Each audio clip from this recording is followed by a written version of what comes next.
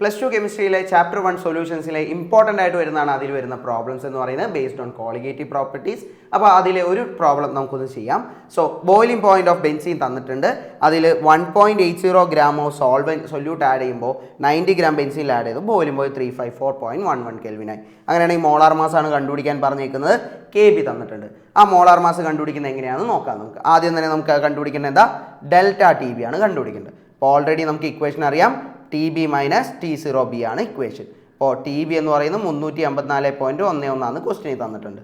Then T0B എന്ന് പറയുന്നത് 353.23 ആണ്. ചെയ്ത് കഴിഞ്ഞാൽ 0.88 കെൽവിൻ എന്ന് പറഞ്ഞിട്ട് നമുക്ക് കിട്ടും. ഈ 0.88 കെൽവിൻ ഡെൽറ്റ TB ആണ്. അപ്പോൾ ഡെൽറ്റ TB വെച്ചിട്ട് നമുക്ക് MB കണ്ടുപിടിക്കാം.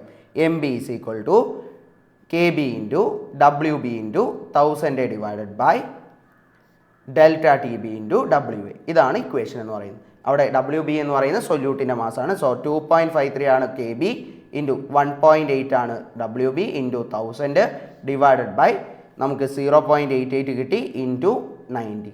ചെയ്ത് കഴിഞ്ഞാൽ ഫൈനലി നമുക്ക് വാല്യൂ കിട്ടുന്ന 57.5 ഗ്രാം പെർ മോൾ എന്നായിരിക്കും. അപ്പോൾ നല്ല അടിപൊളിയായിട്ട് ഇതുപോലെ തന്നെ ഇക്വേഷൻസ് ചെയ്താൽ ഈ രീതിയിൽ വേണം നമുക്ക് MB കണ്ടുപിടിക്കാം. ഡെൽറ്റ TB കണ്ടുപിടിക്കുക, എന്നിട്ട് MB കണ്ടുപിടിക്കാനുള്ള ഇക്വേഷൻ സബ്സ്റ്റിറ്റ്യൂട്ട് ചെയ്യുക. നല്ല അടിപൊളിയായിട്ട് പഠിക്കുക.